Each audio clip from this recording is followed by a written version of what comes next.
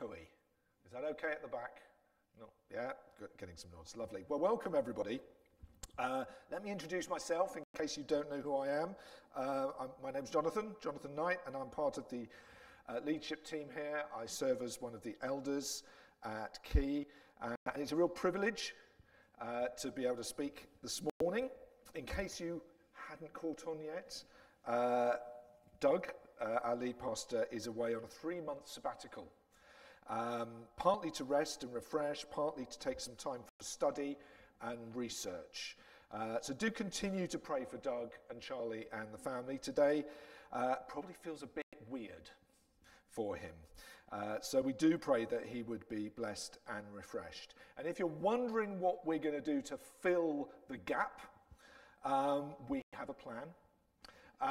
So Guy, our family's pastor, who's also on holiday this week, but he will obviously preach some Sundays, and we've got a number of people, gifted preachers from within the congregation who will speak to us, and we have a few visiting speakers as well. And today, as that charming video showed, we're beginning an 8-week series on Sundays and in our small groups, and it's called Fruitfulness on the Frontline.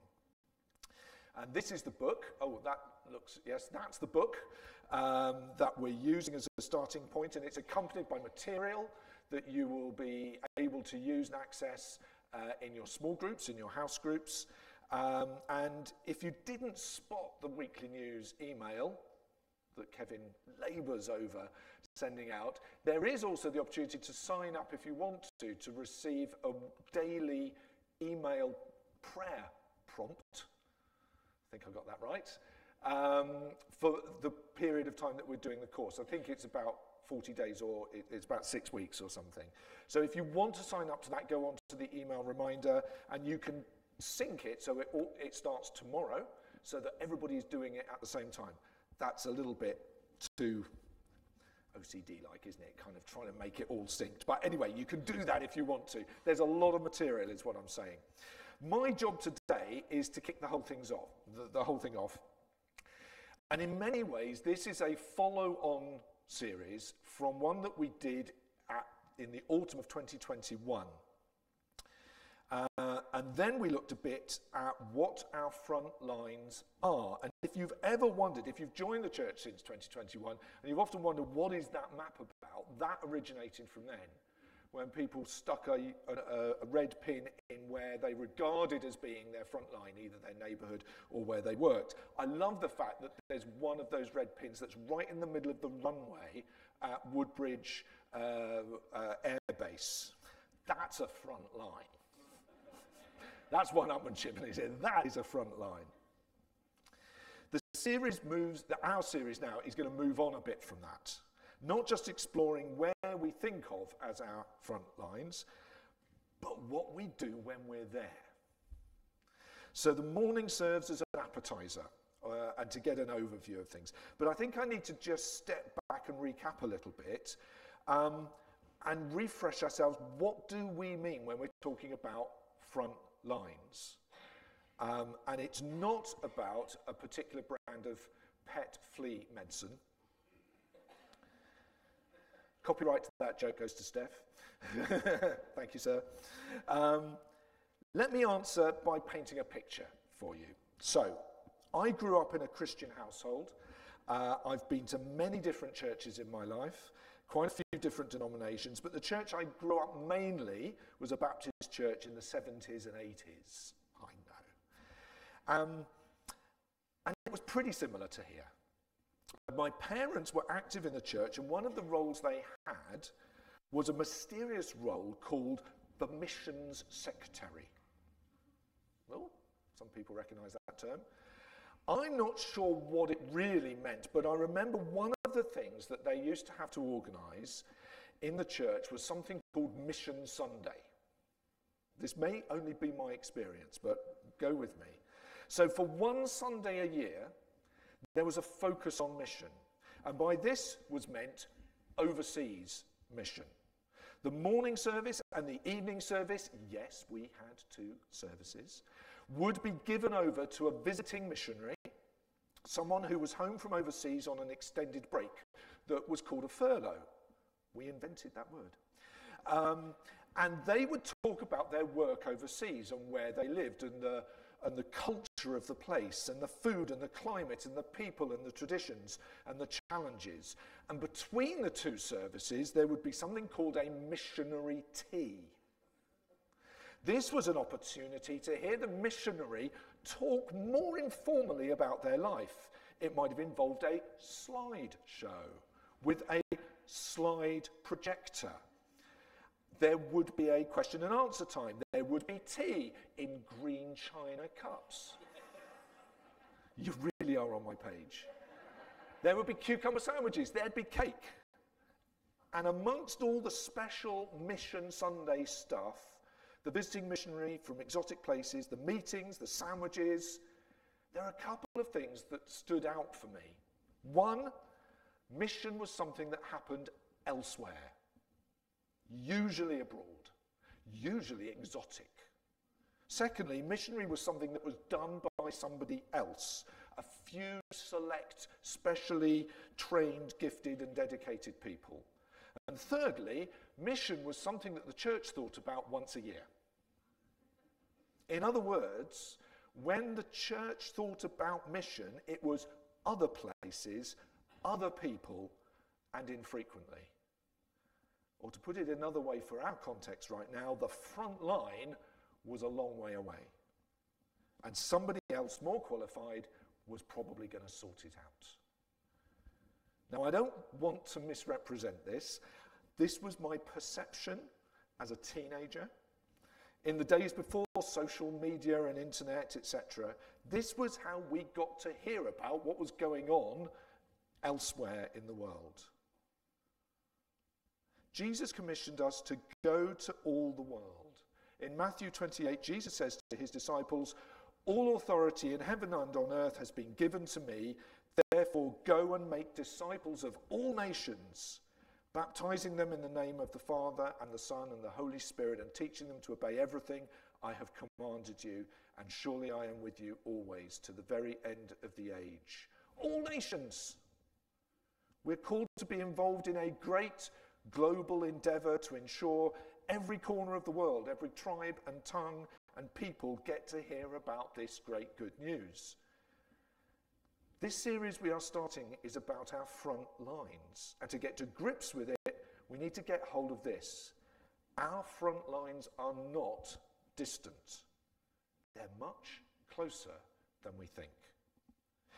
It's interesting that the other record in the New Testament where Jesus commissions his disciples is in Acts chapter 1. And he says it this way: "You will receive power when the Holy Spirit comes on you, and you will be my witnesses in Jerusalem and all Judea and Samaria and to the ends of the earth." He talks about the ends of the earth, but he tells them that it starts where they are, in Jerusalem.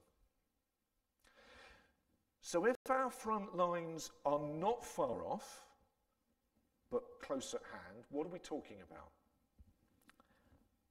I'm going to give you a list. I wrote this list down in one go, one sitting. It's sort of back of an envelope type list. It is not going to include everything, but I think there will be enough in here that you will go, "Oh, okay." So here are some examples of where we may find our front lines.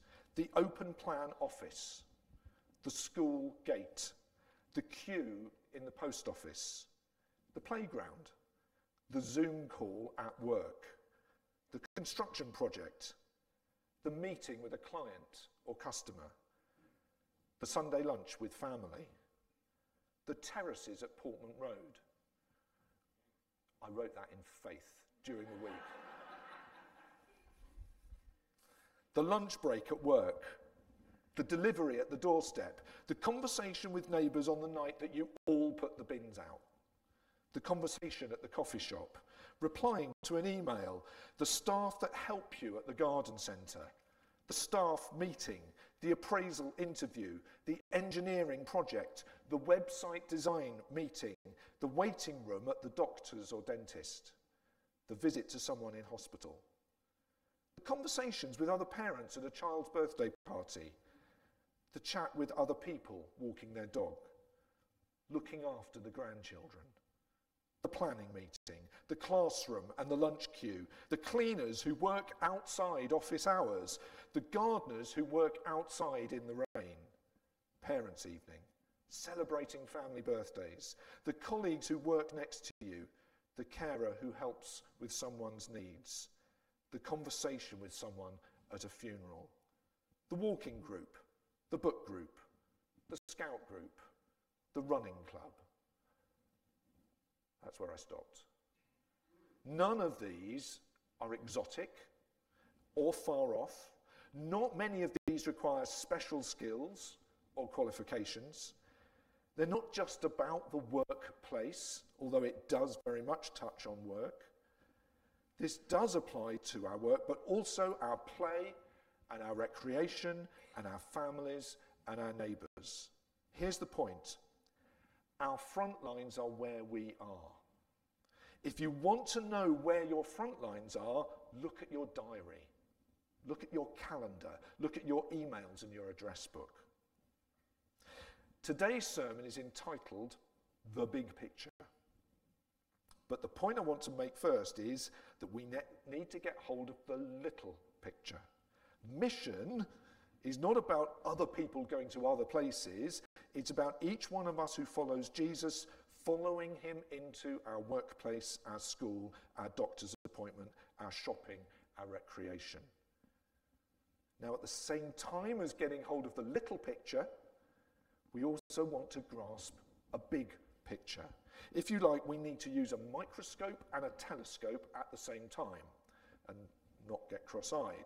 Microscopes help us focus on the immediate and the now, and a telescope helps us to see the big picture. And by big, I mean cosmically big. And to get a sense of the big picture, I want to read just a short passage from Colossians. Paul writes to the church in Colossians, and he wants them to get a big vision of God's plans and purposes and where they fit into it. I'd love to read a lot of this, but time has meant that I've truncated it a little bit. So this is from the middle of chapter 1, and I'm going to use the Message translation because I found for the purposes of this, it just made it fresh and immediate. So I'm going to begin. God rescued us from dead-end alleys and dark dungeons. He's set us up in the kingdom of the Son he loves so much, the Son who got us out of the pit we were in, got rid of the sins we were doomed to keep repeating. We look at this Son and see the God who cannot be seen.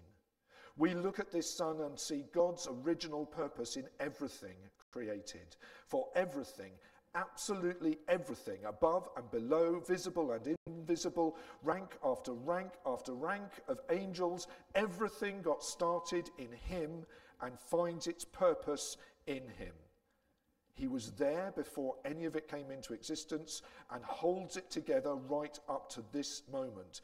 And when it comes to the church, he organizes and holds it together like a head does a body.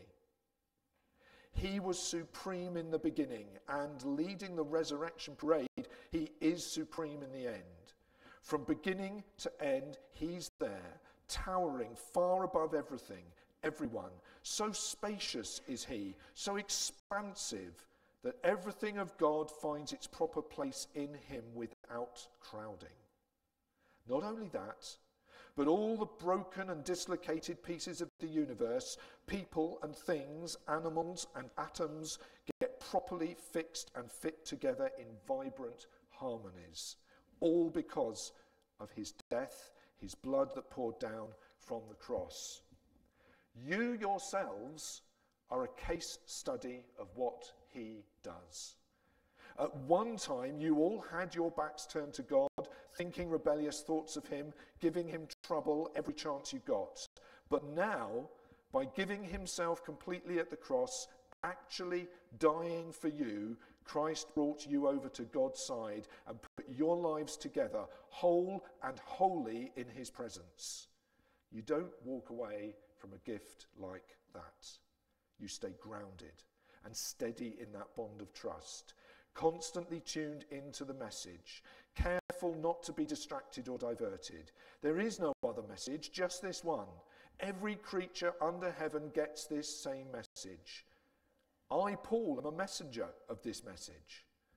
I want you to know how glad I am that it's me sitting here in this jail and not you. That's quite something, isn't it?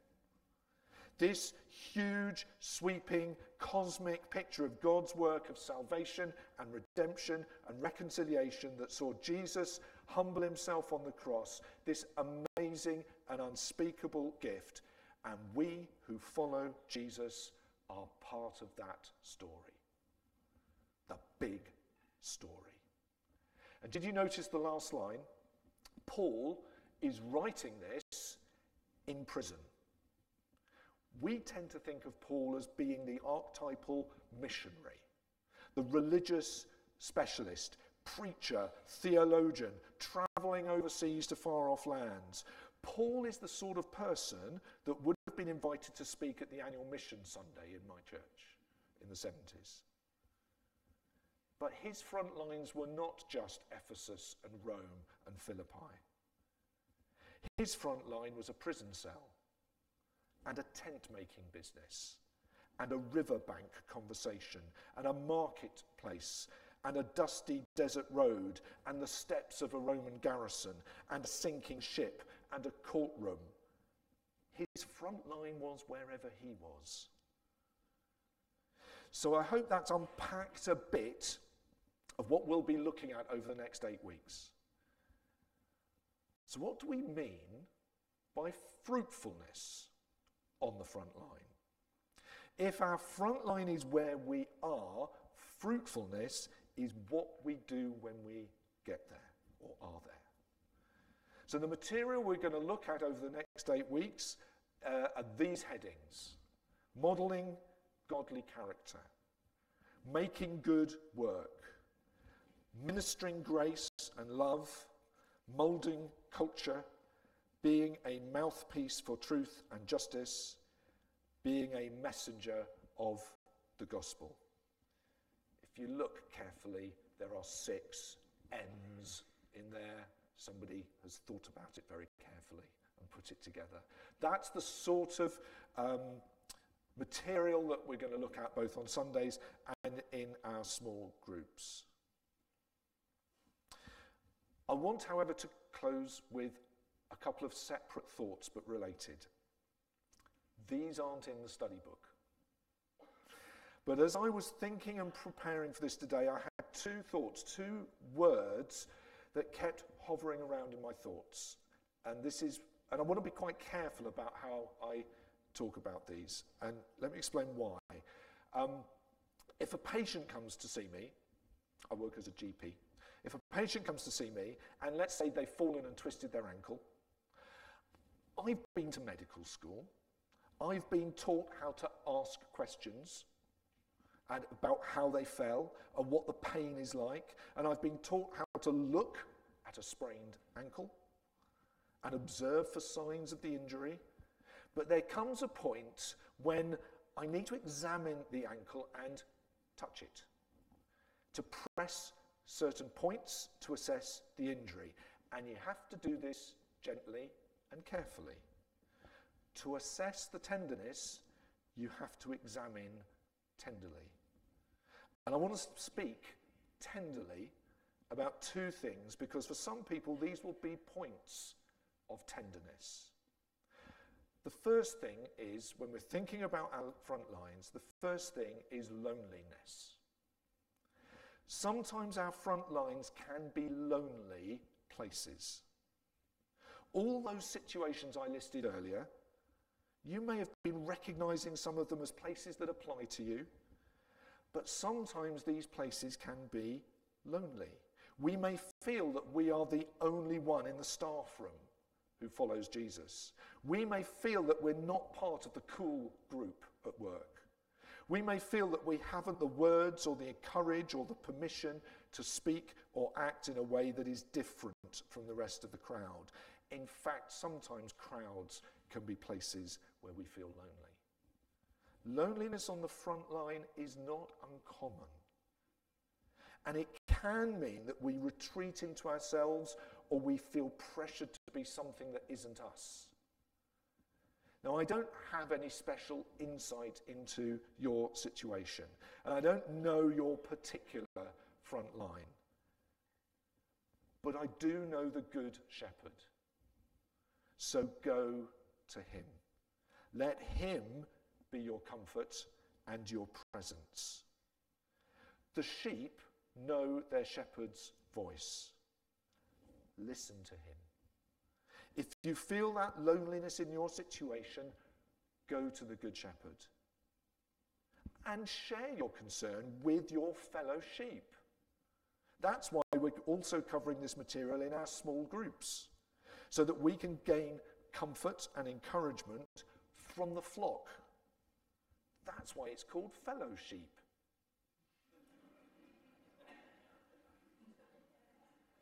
Thank you. I worked hard on that one. And if you're not in one of our small groups and you'd like to be, then do come and talk to me afterwards about that. We'll see what we can work out. The second word I wanted to talk about is the word unsettled. Sometimes on our front lines we can feel restless or dissatisfied or unfulfilled or undervalued, wishing that this particular situation was not as it is. This might apply to a workplace or a neighbourhood or other situation as well. If only this or that was different, then I would be able to be better at this following Jesus business. If only. Because I really want to follow Jesus and I want to do it well, but this place, this work, this situation is holding me back from doing so.